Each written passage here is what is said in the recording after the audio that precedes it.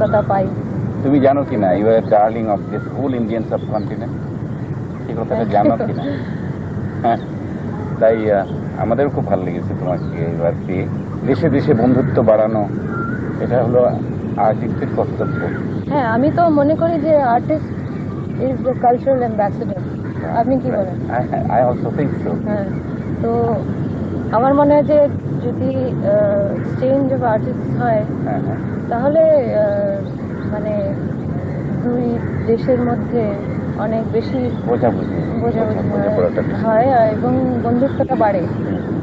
আমিও মাঝে মাঝে যাই বাইরে আমাদের নেইবারিং কান্ট্রিজে, তখনও দেখি যে সার্কের মতো অর্গানাইজেশনে আলোচনা হয়, প্রস্তাব গৃহীত হয় যে এক দেশের শিল্পী আরেক দেশের শিল্পী কাছে যাবে, শ্রোতা দর্শকের কাছে যাবে।